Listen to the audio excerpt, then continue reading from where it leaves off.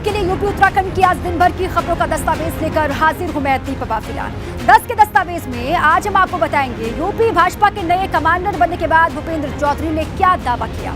साथ ही दिखाएंगे कि यूपी के अलग अलग शहरों में नदियां कैसे लोगों में खौफ पैदा कर रही हैं। और साथ ही आपको बताएंगे कि यूके SSSC पेपर लीक मामले में आज STF ने कैसे एक और गिरफ्तारी की है।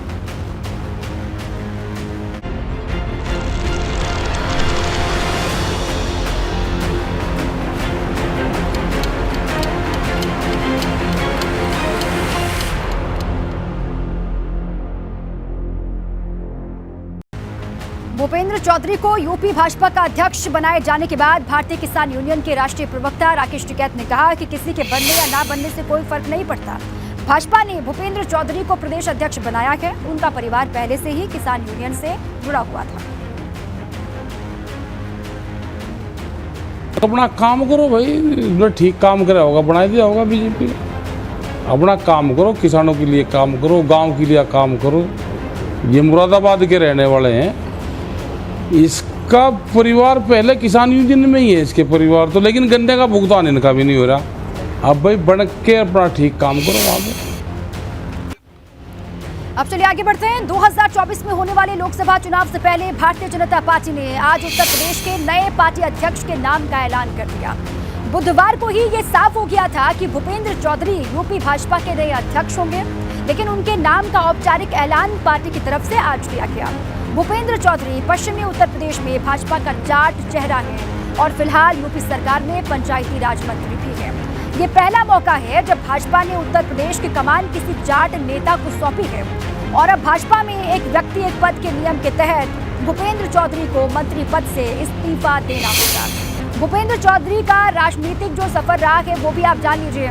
मुरादाबाद के रहने वाले भूपेंद्र चौधरी 1991 में भाजपा के मेंबर बने और 1993 में भाजपा जिला कार्यकारिणी के सदस्य बने। 1996 में भाजपा के जिला कोषाध्यक्ष चुने गए और 1998 में भाजपा जिला अध्यक्ष बने। उसके बाद 1999 में संभल से लोकसभा का चुनाव लड़ा। 2006 में क्षेत्रीय मंत्री बनाए गए। 2012 से 2017 तक भाजपा के क्षेत्रीय अध्यक्ष रहे भूपेंद्र चौधरी और 2016 में पहली मर्तबा MLC बने और 2017 में पंचायती राज मंत्री स्वतंत्र प्रभार की जिम्मेदारी उनको दी गई। 2019 में कैबिनेट मंत्री पंचायती राज उनको बनाया गया और 13 जून 2022 को दोबारा MLC बने हैं। ये उनका पूरा पॉलिटिकल करियर किस तरीके से रहा है ये आपके सामने है। भाजपा प्रदेश अध्यक्ष बनने के बाद भूपेंद्र चौधरी ने भाजपा के राष्ट्रीय अध्यक्ष JP नड्डा से मुलाकात की और यूपी भाजपा की जिम्मेदारी मिलने पर केंद्रीय नेतृत्व का आभार जताया। वहीं लखनऊ में भाजपा दफ्तर पर पार्टी नेताओं और कार्यकर्ताओं ने एक दूसरे को मिठाई खिलाकर खुशी का इजहार किया। ABP गंगा संवाददाता अविनाश तिवारी ने यूपी भाजपा के नए नवेले अध्यक्ष भूपेंद्र चौधरी से खास बातचीत की है। सुनवाते हैं। हमारे साथ बातचीत के लिए मौजूद है भारतीय जनता पार्टी के नवनियुक्त प्रदेश अध्यक्ष भूपेंद्र चौधरी जी। सर, क्या प्राथमिकताएं हैं? बहुत बड़ा दायित्व आपको मिला है, 2024 लक्ष्य सामने है।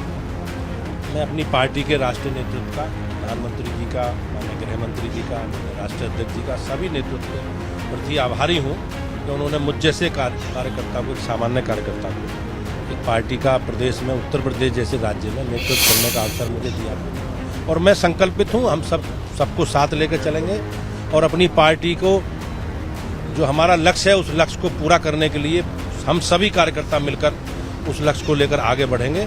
ऐसा मेरा सब लोगों से निवेदन है और मैं एक बार पुनः सबका अभिनंदन करता हूं, आभार प्रकट करता हूं राष्ट्रीय नेतृत्व का, और उन्होंने मुझे जैसे कार्यकर्ता को एक काम दिया है उस काम को लेकर आगे बढ़ेंगे।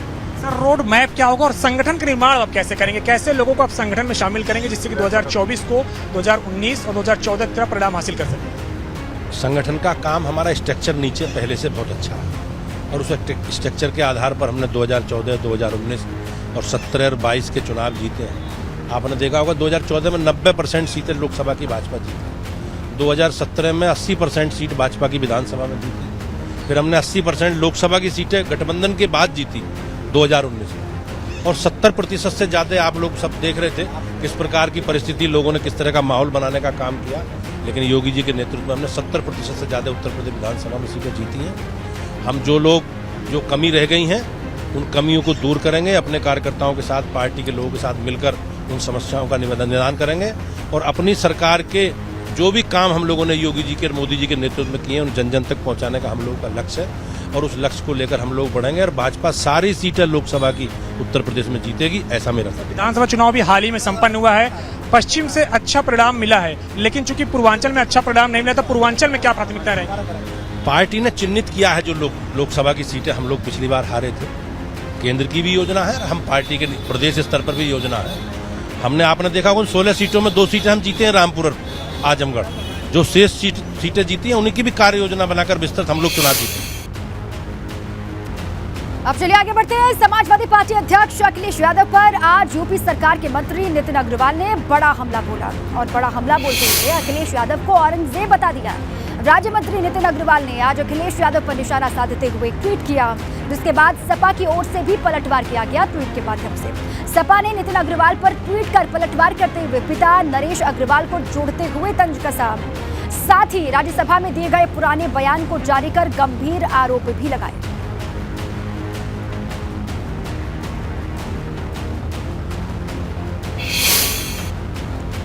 अखिलेश यादव पर नितिन अग्रवाल के औरंगजेब वाले हमले पर अब समाजवादी पार्टी ने नितिन अग्रवाल को निशाने पर ले लिया है। अपने नेता पर हुए इस बड़े सियासी हमले पर क्या कहना है सपा के नेताओं का, सुनाते हैं। देखिए, ये तो वही बात हो गई कि माननीय मंत्री जी को मैं यही बताना चाहूँगा कि वो उनके पिताजी जब बीजेपी और कांग्रेस में रहा करते थे, उसके बाद जब हटाए गए तो अखिलेश यादव जी एक ऐसे व्यक्ति हैं जिन्होंने उनको भी सम्मान दिया और उनके पिताजी को भी सम्मान दिया और हमारे साथ भी रहे। जब हमारी सरकार थी 12 से 17 के बीच में मिनिस्टर भी रहे और उनके पिताजी को अखिलेश यादव जी ने सांसद भी बनाया। कम से कम बाद में जब निगाहें मिले तो निगाहें ना शर्माएं और उनको भी मालूम है ये सारी बातें क्यों हो रही हैं और क्यों करा जा रहा है, ये जनता भी जानती है। अगर इस समय वो बीजेपी से चुनाव ना लड़ते तो शायद अपनी सीट भी बचा नहीं सकते थे। तो उनका बोलना कर्तव्य है, किसी न किसी तरह इनको खुश करना है। पूरे प्रदेश में शराब माफियाओं के साथ सांठ-गांठ करने वाले, पूरे प्रदेश में एक ही आदमी को पूरे प्रदेश का शराब का ठेका देने वाले लोग आज विपक्ष के ऊपर टिप्पणी करने का काम कर रहे हैं। जिनके अपने घर शीशे के होते हैं वो किसी और घर के ऊपर पत्थर नहीं फेंकते। पूरा प्रदेश जानता है कि नितिन अग्रवाल और उनके पिताजी दोनों लोगों ने कैसे प्रदेश को लूटने का काम किया है। राजनीति में आने वाले हर शख्स की इच्छा होती है कि उसके सियासी कद के मुताबिक ही उसे जिम्मेदारी और पद भी मिले। ये इच्छा हर राजनीति में सक्रिय लगभग हर व्यक्ति में होती है, लेकिन अधिकतर लोग अपनी इच्छा को खुलकर बयां नहीं करते हैं या फिर बयां कर देते हैं। तो कुछ लोग मंत्री पद ना मिलने की कसक दबाई रखते हैं। मंत्री ना बनाए जाने की यही कसक भाजपा के चर्चित सांसद ब्रजभूषण शरण सिंह के भी मन में दबी थी, जिसे उन्होंने सीधे मंच से ही जाहिर कर दिया। ब्याह ही नहीं रखा है, वैसे हमारा मंत्री वाला नहीं लिखा है, नहीं लिखा है, नहीं लिखा है। कैसरगंज से भाजपा सांसद ब्रजभूषण सिंह के इस अंदाज से सभी वाकिफ है कि ब्रजभूषण शरण सिंह जो बोलते हैं वो खुलकर बोलते हैं। लेकिन भारतीय कुश्ती संघ के अध्यक्ष और राजनीति के हर दाव पेच में माहिर ब्रजभूषण शरण सिंह ने अपने अंदाज से ठीक उलट अपना वो दर्द बयां कर दिया जिसे वो अपने अब तक के सियासी करियर के दौरान दिल में दबाए बैठे थे। धनुष रखा था और सारे राजा जा रहे थे और कोई धनुष हिला नहीं पा रहा था, तो उसी समय गोस्वामी तुलसीदास जी ने लिखा कि लिखा मतलब विधाता ने पहले ही मतलब सीता जी का ब्याह ही नहीं रखा है, वैसे हमारा मंत्री वाला नहीं लिखा है, नहीं लिखा है, नहीं लिखा है। ब्रजभूषण शरण सिंह की गिनती भाजपा के कद्दावर नेताओं में होती है और 30 साल में 6 बार चुनाव जीतकर लोकसभा पहुंच चुके हैं। लेकिन ब्रजभूषण शरण सिंह को कभी भी मंत्री पद नहीं मिल सका, जिस पर ब्रजभूषण शरण सिंह ने मंच पर एक अवधि गीत के जरिए अपने दर्द को बयां किया। जो मेरी परिस्थिति है वो बदलेगी कि नहीं बदलेगी, ये गीत है। का हमरो दिनवा बदली है कि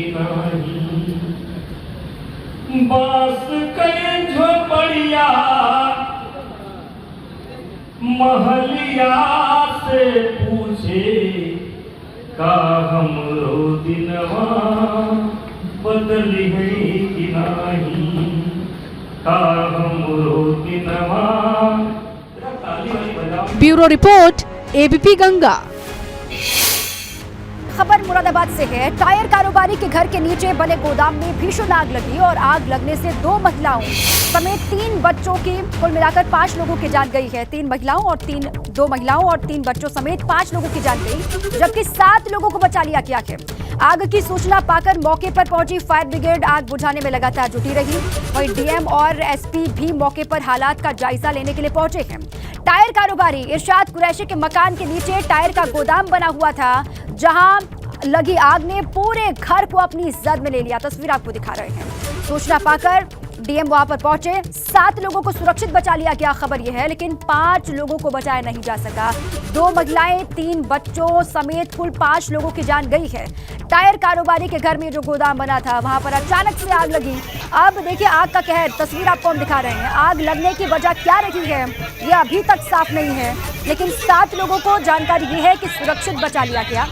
मौके पर फायर ब्रिगेड की टीम पहुंची, आग बुझा ली गई है, आग पर काबू पा लिया गया है। आग लगने की असल वजह क्या है इसकी जांच होगी, लेकिन सबसे पहले प्राथमिकता है जो लोग यहां पर फंसे हुए थे उनको निकाला जाए। जानकारी ये है कि 7 लोगों को सुरक्षित बचा लिया गया है। 5 लोग जिनको बचाया नहीं जा सका, उनमें 2 महिलाएं और 3 बच्चे शामिल हैं। जिस वक्त आग लगी, धुएं का काला गुबार किस तरीके से यहाँ पर उठ रहा है, आग किस तरीके से धधक रही है, तस्वीर आप देख सकते हैं। टायर के गोदाम में अचानक से आग लगी और 5 लोग जो फंसे हुए थे उनको बचाया नहीं जा सका, उनकी जान जा चुकी है। 7 लोगों को बचा लिया गया है, वो सुरक्षित। सालकपुरा थाना गल शहीद में एक बिल्डिंग में आग लगी। 3 मंजिले की बिल्डिंग थी। बेसमेंट में आग लगने की वजह से वहाँ पे 5 कैजुअल्टी हुई है और 7 लोग को पुलिस टीम और फायर टीम ने मिलके सेफली निकाल लिया है और यहाँ पर बाकी हम विधिक प्रक्रिया कर रहे हैं। 3 मंजिला मकान है जो ग्राउंड फ्लोर है, उस पर स्टोर बना रखा था, उसमें आग लगी है। अब एग्जैक्ट कारण तो भी नहीं बताया जा सकता, क्योंकि अभी इस प्राथमिकता ये है कि जो लोग मृतक हो गए हैं उनका पोस्टमार्टम कराया जाए। बाकी हम लोग इस पर भी देख रहे हैं कि कोई और हॉस्पिटल में एडमिट नहीं, अभी तक की जानकारी के हिसाब से नहीं है। 7 लोगों को सुरक्षित बाहर भी निकाल लिया गया है, तो बाकी उसके कारण क्या थे उसके बारे में 5 लोगों की मौत हुई। 5 आगे बढ़ते हैं। पीएम मोदी ने वाराणसी में बाढ़ के बारे में जानकारी ली है। वाराणसी मंडल कमिश्नर डीएम से फोन पर बाढ़ के बारे में जानकारी ली है पीएम मोदी ने। पीएम ने अधिकारियों को हर संभव मदद का आश्वासन दिया है। बड़ी खबर है, पीएम मोदी ने वाराणसी में बाढ़ के जो हालात बने हुए हैं उसके बारे में तफसील से जानकारी ली है। वाराणसी मंडल कमिश्नर से भी, डीएम से भी फोन पर बातचीत की है। बाढ़ का हालचाल जाना है, किस तरीके से वहां पर स्थितियां बनी है और अधिकारियों को हर संभव मदद का आश्वासन दिया पीएम ने। पीएम ऑफिस और केंद्र सरकार से मदद देने की बात भी कही है। जरूरतमंदों को लेकर पूरी तरह सक्रिय रहने की बात अधिकारियों से कही है प्रधानमंत्री मोदी ने।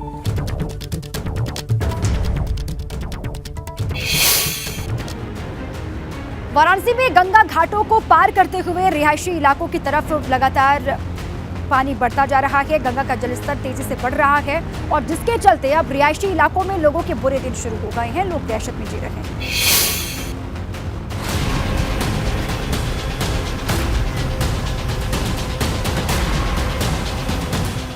गंगा के पानी में डूबे रिहायशी इलाकों और बाढ़ के पानी से भरे इन घरों की ये तस्वीरें वाराणसी की हैं, जहां तेजी से बढ़ती जा रही गंगा के जलस्तर ने हालात खराब कर दिए हैं, क्योंकि गंगा में अब हर घंटे 4 सेंटीमीटर की रफ्तार से पानी बढ़ता जा रहा है।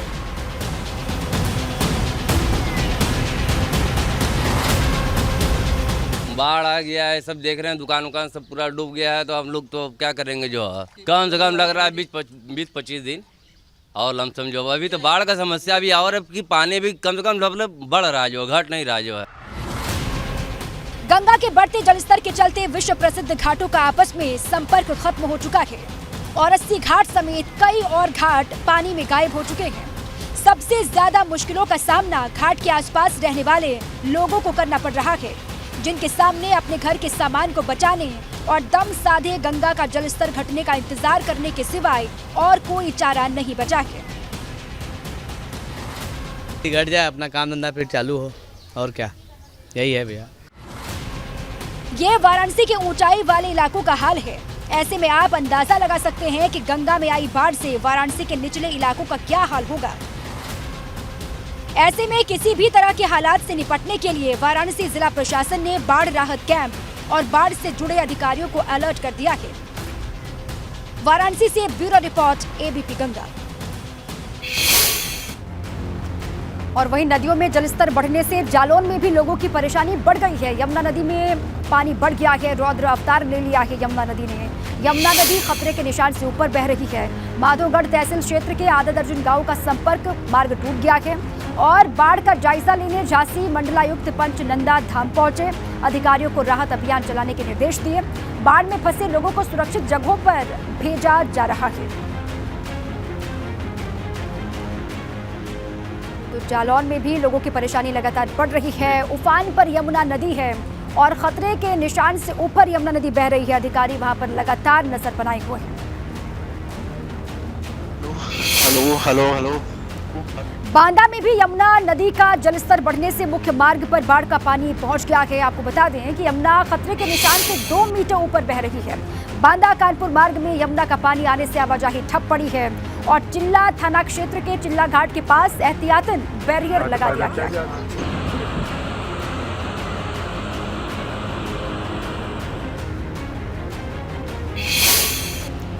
और उधर बाराबंकी में सरयू नदी के कटान से लोगों में दहशत का माहौल बना हुआ है। सिरौली गौसपुर के तिलवारी में कटान से 200 मीटर की खेती की जमीन नदी में समा गई। लगातार हो रहे कटान से ग्रामीण दहशत में है। इसकी सूचना ग्रामीणों ने अधिकारियों को दी है। साथ ही मौके पर पहुंचे अवर अभियंता को नाराज ग्रामीणों ने खरी खोटी भी यहाँ पर सुनाई।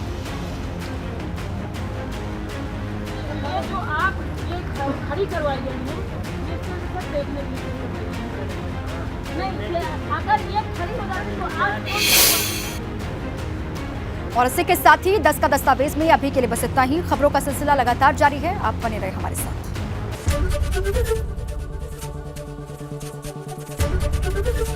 एबीपी गंगा, खबर आपकी, जुबान आपकी।